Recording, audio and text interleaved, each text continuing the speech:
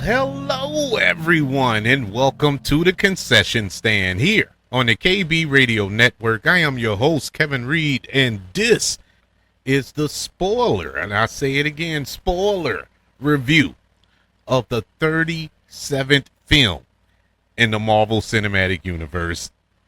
Yes, you heard me right. 37 movies in this soap opera renowned as the MCU, and it's the first film in phase 6 of the MCU. This is the Fantastic Four First Steps, starring Pedro Pascal as Reed Richards, Vanessa Kirby as Sue Storm, Ebon Moss-Bachrach as The Thing, Ben Grimm, and Joseph Quinn as Johnny Storm. This is a film that is set in this 1960s style of a retro-futuristic world, completely different from the 1960s that we know, but similar in a way. In this world, the Fantastic Four must protect the planet from the world-devouring cosmic being known as Galactus. And I can't find the words to express how much I was anticipating this movie. I really, not so much that I'm just this giant Fantastic Four fan, you know. I read them in the comics, saw all the movies, unfortunately, and watched the animated show when it came out years ago, but I'm not oh man, Reed Richards, that's my guy. I'm not that. But I do enjoy this superhero team. And the reason I was anticipating this because I wanted to see Marvel's take on this team. You know, we got the Tim Story versions with Jessica Alba and Chris Evans and all them. We got that, but that was 20th Century Fox, and that Miles Teller, Michael B. Jordan, that I don't know what they were trying to do there, but we got those versions. But I wanted to see Marvel, the proper Marvel Studios, the MCU take on Marvel's first family. This is a big deal at Marvel. This team here messed this up, and Marvel is in trouble, man. They are in serious trouble if they can't nail the Fantastic Four. And so I was anticipating it for that reason. And just to clarify, not that I was cheering on to see their demise or anything like that. I had confidence that they were going to get this right. You know, they messed up Captain America, you know, with Brave New World. They messed up other properties that they did, rushing them out in these last couple of phases, and didn't give it a proper build.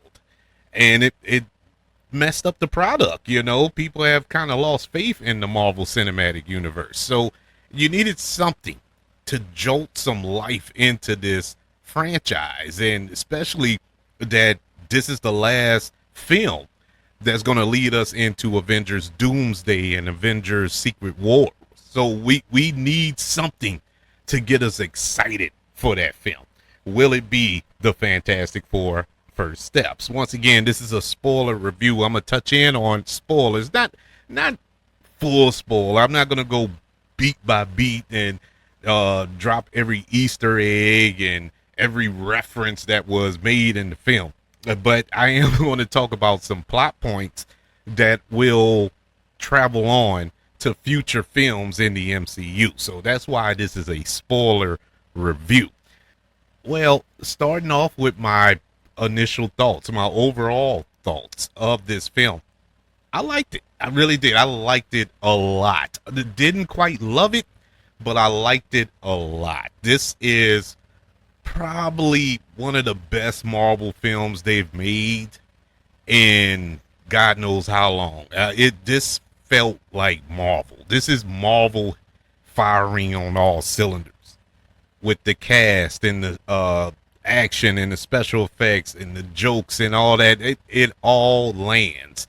For the most part in this movie. It's not doom and gloom. It's not a dark depiction of these characters. We got that with the Josh Trank Fantastic Four film that just killed that reboot in his tracks. But this is this is a upbeat, fun, bright film, and it does have dark undertones, story wise that we're going to get into. But this is a very fun movie. I felt that this movie really captured what we have grown to love in the MCU. Having a fun time, not sitting there being depressed by superheroes. Our superheroes going through the same mess that we're going through in life. I don't need to see my superheroes struggling to pay bills. That's not good. I struggle myself. I don't need to see my superheroes that I'm looking up to struggling with everyday life. I need some hope, and we haven't received a lot of hope from our superheroes as of late. And that's Marvel, DC, whatever. We just have not seen that as of late, and it's good to see that there's a brighter future ahead, or something that we can look upon and feel excitement, get a sense of escapism by watching it. So that alone made this film super exciting to watch. This film is directed by Matt Shakman, and he gave us WandaVision. He's the man behind that show, the first Disney Plus MCU show that we got during the pandemic. And I think that was universally received and loved for the most part. I haven't spoke to anybody who didn't like WandaVision. WandaVision was, and still is, in my humble opinion, the best thing that Marvel has done after Endgame. It's that good of a show.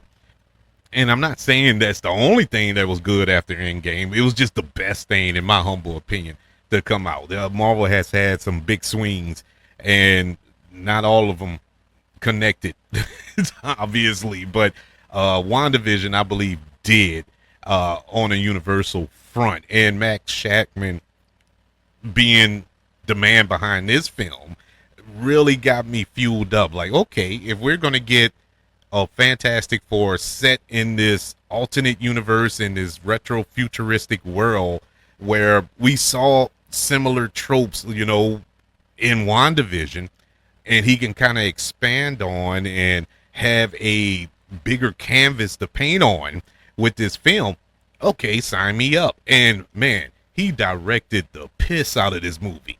He did an awesome job with this film. The film feels like a comic book coming to life, especially in the action sequences and stuff like that. It just felt like comic book panels put in motion, like a flip book or something.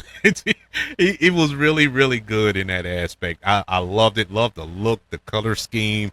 Everything was great as far as the direction there. The screenplay, it was decent. It wasn't the greatest thing.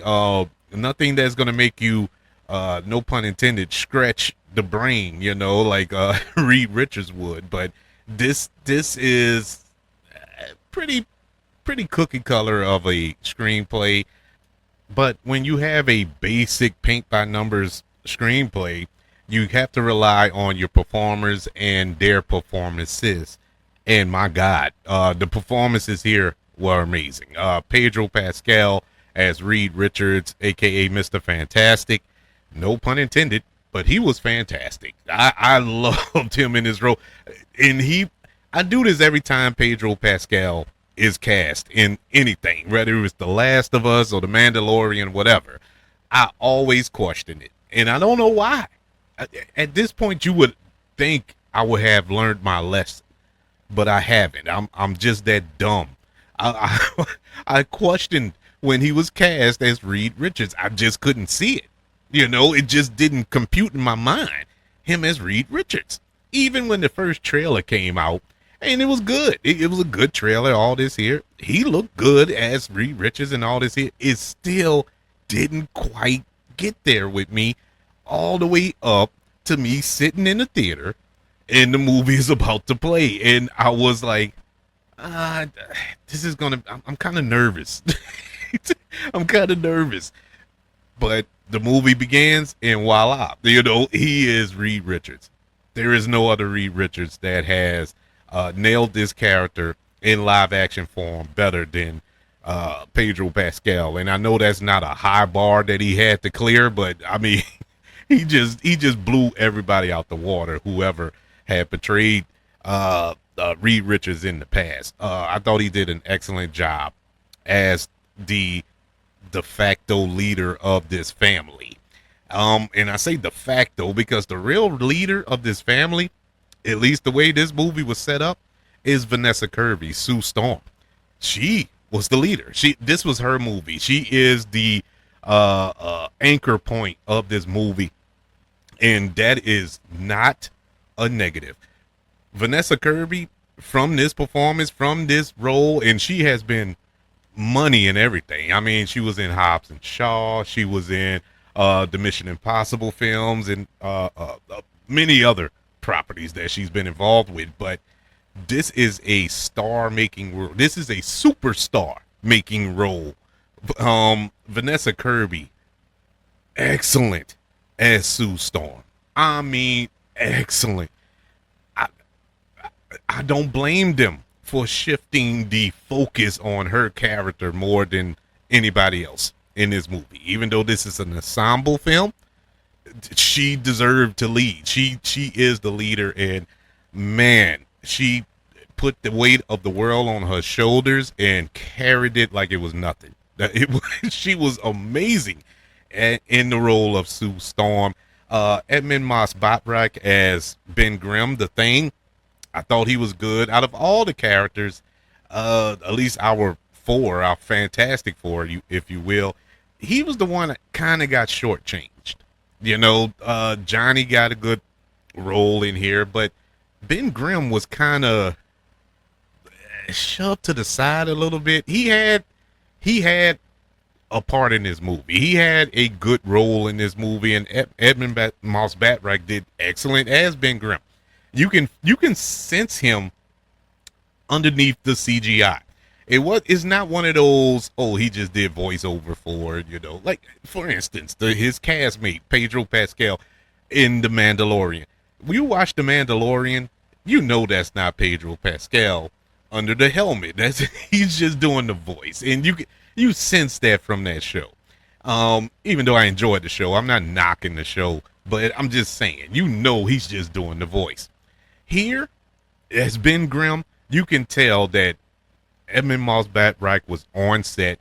He was in the motion capture suit, and they just captured his performance. You know, I can see him underneath that CGI. You know, that's how good of a performance it was. He got lost in the sauce there, but it wasn't much there. I didn't like the fact that we don't get to see the struggle that Ben Grimm goes through in the comics and in other adaptations of this team, you know, live action wise. We didn't get to see him struggle. You know, the fact that he's this giant rock monster, you know, everybody else, yeah, they're mutated, but they're not physically deformed as he is. And we got to see it. We saw it in the comics. We saw it on the cartoon. We saw it in the other Fantastic Four films, but not here. We didn't get to see it here. He kind of accepted it, I guess. You know, it was like, whatever, you know, which is fine. It's fine that they went that way, but, you know, that character has a lot more depth to him, and we didn't get to experience it here. And I think that's why I feel he had gotten shortchanged in this film out of all the other characters. Johnny Storm outshined him or burnt him out, so to say. I'm trying to use these puns. Whatever. Anyway, Joseph Quinn as Johnny Storm. Once again, great job by Joseph Quinn. We all know him from Stranger Things and A Quiet Place Day One and so on and so forth. Really good actor. Awesome actor. Surprised when he got cast as well in this role. I saw him as something bigger, you know, a different character in a comic book film, but he fit this role. And the reason I say something bigger, my wife said this when we was leaving the theater. She was like, he looks like Robert Downey Jr. He looks like his younger brother or something. He's really, and I didn't notice it until she said it. And when she said it, immediately I'm like, yeah, he do. He looks like a younger version of Robert Downey Jr. I don't know how they can use that or could have used that in the MCU. Like if they were going to recast or reboot Iron Man or something like that. Hey, let's get Joseph Quinn. He looks like Tony Stark, a younger version, so let's use him. It would have, I think that would have worked, but whatever. Him as Johnny Storm, it was good. He was really good. I like the change that they made, and I say change, but it is a change from the previous versions of this character on the big screen, showing his intelligence, showing that he isn't just a young hothead trying to get in some girl's pants, you know.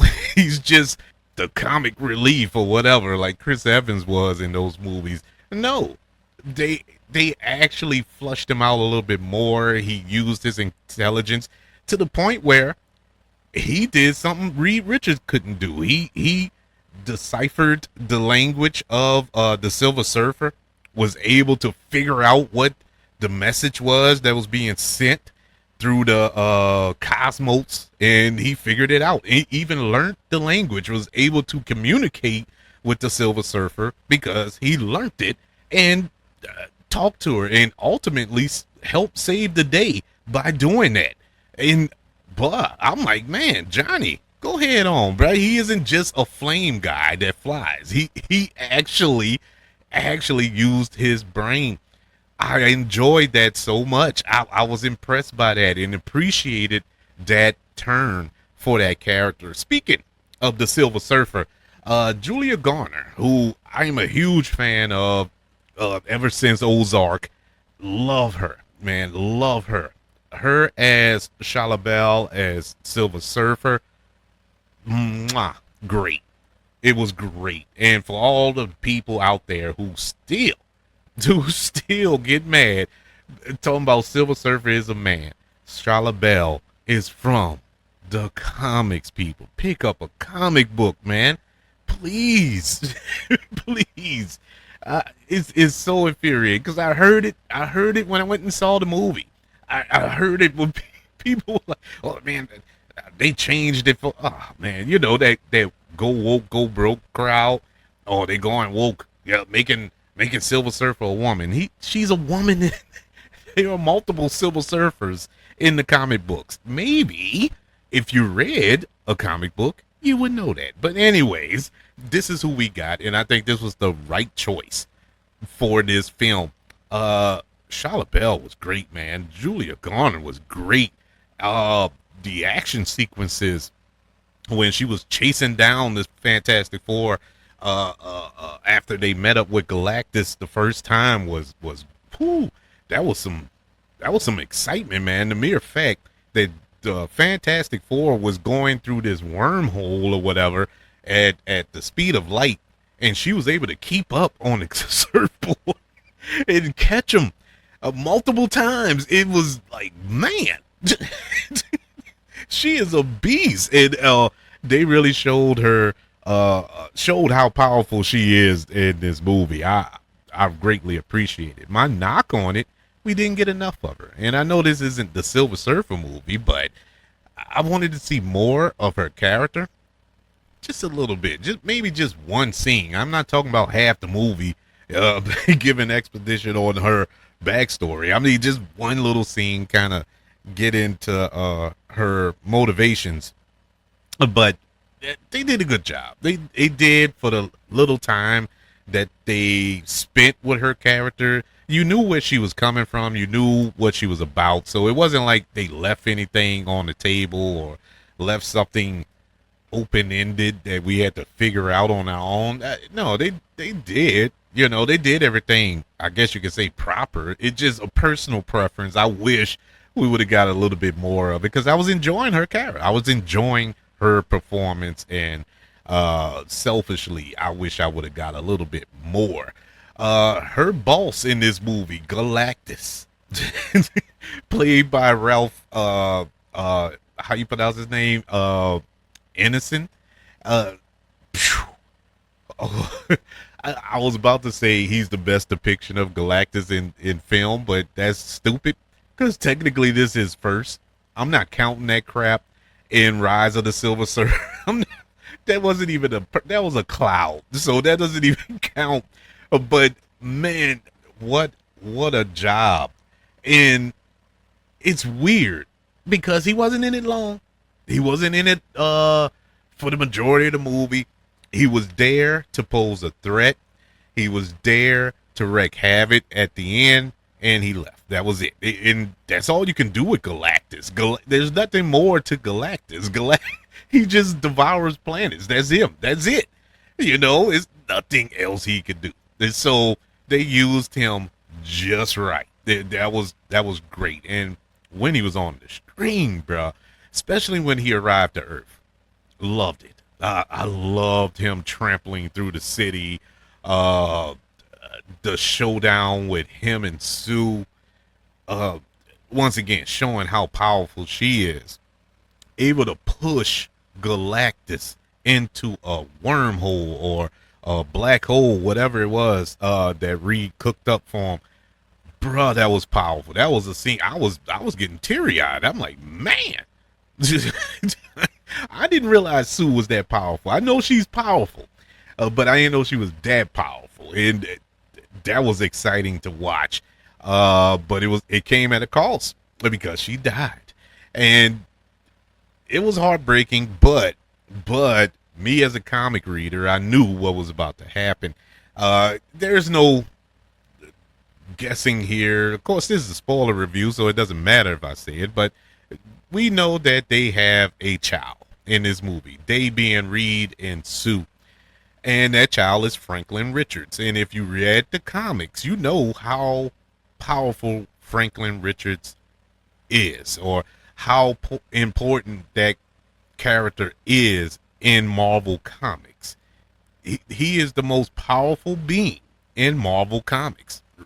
Franklin Richards, the dude can create universes.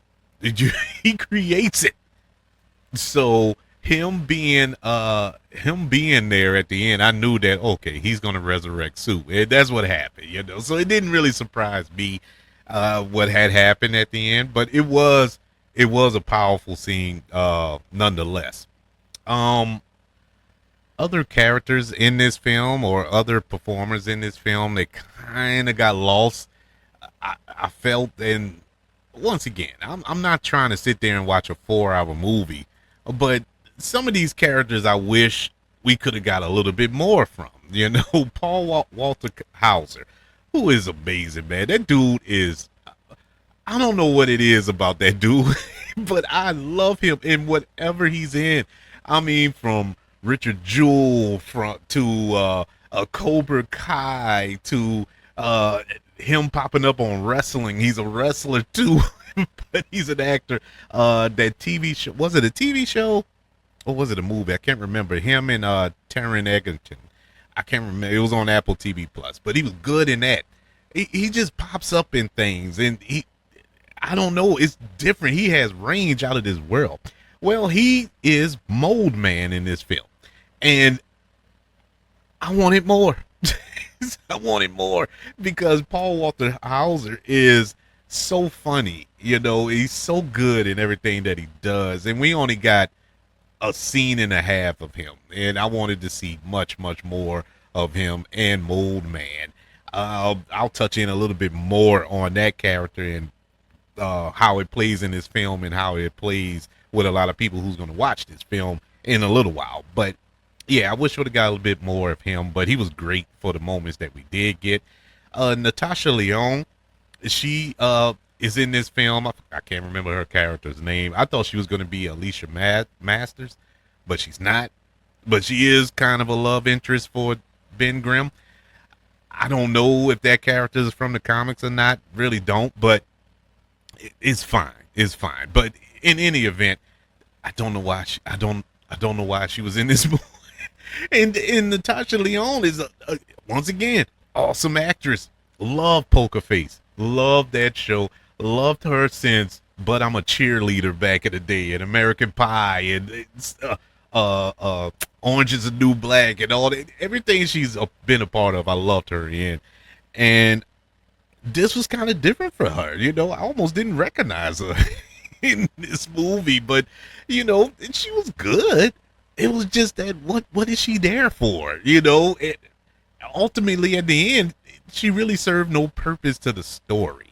And so I don't understand why she was that character, not her, but that character was in this movie. If they were going to cut something, they could have cut her. They end up cutting John Malkovich. Yes, John Malkovich. He was the Red Ghost. I think that was his character's name, who controlled the apes. Now they had the apes in here, but they didn't have they didn't have John Malkovich. They cut him out of the movie. How do you cut John Malkovich, man? That dude's a national treasure. But whatever. It is what it is. Going back to the mole man of it all, and my wife said this when we was on our way home, and she was like, yeah, it just feels like they were ripping off the Incredibles. And I couldn't do nothing but laugh. And I'm like, I can understand that, because God bless her, my wife, love her to death. But she'd never read comics, She didn't read the comics and watch the movies previously, so she doesn't know about Fantastic Four. And I had to explain to her, like, baby, the Incredibles ripped off the Fantastic Four. That's why that's like that. It wasn't the other way around. But that also plays a part into this film. That it felt like they were trying their best not to be the Incredibles. They wanted to set themselves apart from that, but it's hard to do that, because The Incredibles is the greatest Fantastic Four film of all time. It is. That's all The Incredibles is. It's the Fantastic Four. You even got a little baby Jack in this movie. Everything is there. This movie tried so hard not to do it. I kind of felt that like, okay, we go this route. No, we can't do that. The Incredibles did that already. So let's go another way. It just reeked of that. Now, I'm not saying the filmmakers had that on their chalkboard or whatever, but it just felt like that to me. I guess me loving The Incredibles and knowing that film so hard, even the second one, and knowing that film was basically the Fantastic Four. I'm sitting there not comparing it, trying to draw comparisons between the two. It was just like, I see what you did there. See what you did there. But regardless, here's my thing. Here's the real spoiler part of this review that I wanted to talk about. Like I said, I weren't gonna go bit by bit with the review. It was just one part I wanted to talk about that is major spoilers for going forward in the MCU, and that is the mid-credit scene. And by the way, if you haven't seen it, and if you haven't seen it, I don't know why you listen to the spoiler review, but that's your choice. If you haven't seen it, don't worry about the second post-credit scene at the very end of the credits. You can leave after the first post-credit scene. It doesn't. That has no bearing on nothing, and all it did, it kind of pissed me off when I found. But that middle one, the first one, when it's 4 years later, and Sue Storm is reading a book to Franklin Richards, and they're in the Baxter building and whatnot. She goes to get another book, comes back, and she hears a noise, and looks behind the TV, and there's Dr. Doom with Franklin. And we don't see Robert Downey Jr., but all reports say, even Robert Downey Jr. himself said that was him, even though we don't see his face. But that was Robert Downey Jr. as Dr. Doom, his first appearance as Dr. Doom. I guess they're saving the reveal of his face until the movie, but anywho's, And that's it. Franklin's holding the metal mask, and that's it. It cuts off. That was it. And the rest of the credits roll. Here's my problem, and this has nothing to do with the movie. I'm pretty much finished with my review of the movie. This has to do with the MCU going forward. I'm not excited for Doomsday. They have done nothing to boost my excitement for that film. They haven't set anything up. Throwing Dr. Doom in the mid-credit scene of Fantastic Four where he links up with Franklin Richards does absolutely nothing for me. Now, for all of the geeks and nerds out there, like myself, who are sitting there yelling at their phones or TVs or tablets or however you're listening to this show, oh, Kevin, you don't know comics. Franklin Richards is going to play a big part, and I know that. I know what it sets up. I get that part of it. My problem is it's just thrown at us. It's thrown at nothing. There is no setup. And that was the problem with the DCEU. You know, Zack Snyder's Man of Steel and BBS and all this other stuff. They just threw stuff at us. That's why it crashed and burned. You know, they didn't set up the character. They didn't set up the films and led up to a Justice League movie like the first 3 phases of Marvel, where you got Iron Man, you got Thor, you got Captain America, and so on and so forth. And it led to the Avengers. You know, it's set up. We haven't been led into this Doomsday thing at no point. I know we had to pivot, and I say we like I work for Marvel, but I know we had Kang the Conqueror. That was the initial plan. It was going to be Kang, who is connected to the Fantastic Four. Franklin Richards is the ancestor, if you will, to Kang the Conqueror. So there's a connection there, but they had to pivot. Even though I felt they didn't have to pivot, but they pivoted from Kang. All right, fine.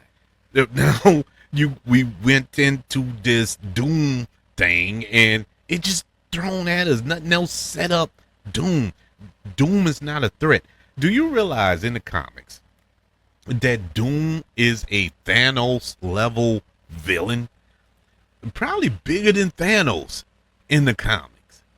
Doom is nothing to play with, and we're just gonna get him for one movie, and that's that. There's no setup, there's no threat there, there's no reason why he is the way he is. I thought that the Fantastic Four first steps, we were going to be introduced, which we were, I guess, technically, but you know what I'm saying. We were going to get introduced to Victor Von Doom. We saw early on in the film at the Future Foundation when Sue Storm was talking to the leaders of the nations. We saw, what is it? Whatever his country name is, Lavaria or whatever. We saw that there was a reserved seat for him, but he wasn't there. It was an empty chair, but it was a good little Easter egg. Now, the end credit, we see the cloak, the green cloak and the mask, and that's that. So we're going to go right into Doomsday, and it's this big thing now. It's like, okay, what's the thing? The reason I'm kind of boo-boo kitty about it all is the fact that what kind of movie is this going to be? Is this going to be like a 3.5, 4 hour long movie? You know, because you got a lot of explaining to do. Why are the Fantastic Four there? Well, that's another thing. We saw at the end of Thunderbolts, or the New Avengers, whichever one you want to call it, in the end credit scene, we saw that the Fantastic Four were coming to our universe, the main universe in the MCU. And that was the big, like, oh my God. You know, that was the big OMG moment that left us at the end of Thunderbolts. All right. We get to this movie, and there's nothing. there's no leaving the world. There's no reason for him to leave. I mean, I don't know how to explain it. I don't know how we're going to get to this point in Doomsday where everybody's coming together. The old X-Men coming into this coming into this movie, and the other 50 other cast members they announced a few months back. I mean, how are we arriving to this point? That's my only problem. And for that reason, I'm not excited. I'm not excited for Doomsday. I'm sorry. But that's my rant. I'm done with my TED talk about that. It's just a little concerning. Now, is that going to stop me from going to see that movie? No. Will I be there opening night? Absolutely. But it's just not on my bucket list. I'm like, okay, now they can sway me leading up to the release of that film, with the promotional material and whatnot. But as it stands right now, I'm a little disappointed in that respect. But as far as the Fantastic Four First Steps, I'm giving that a letter grade of a B plus. I thought it was a very fun comic book movie that we desperately needed, and we just got one a couple of weeks ago in Superman. For all of the detractors who were kind of poo-pooing on Superman, you can't poo-poo on Superman and poo-poo on this movie, and not poo-poo on this movie, I should say, because they're the same tone. They're the exact same tone. It is fun. It is hopeful, and it's really good. It's truly a family film in more ways than one, and I completely enjoyed it. I would love to know your thoughts about the Fantastic Four First Steps. Did you like it? Did you think it was all right? Did you like the other adaptations of the Fantastic? I can't even say it with a straight face. Did you like the other ones more than this one? I would love to talk to you. Email the show, kbradiopodcast@gmail.com. You can also search for the show on all social media platforms. Just search for the KB Radio Network. That goes for YouTube as well. Like this video. I mean, smash that like button if you don't mind. And share this video after you subscribe to the KB Radio Network channel. Don't forget about the 5 stars, the reviews, and sharing this show if you're listening on Apple Podcasts, Spotify, iHeartRadio, wherever you are currently listening to the concession stand here on the KB Radio Network. Everybody, thank you for joining me for this review of the Fantastic Four First Steps. I want you all to know that I love you, continue to love everyone, and until we speak again, you all be blessed.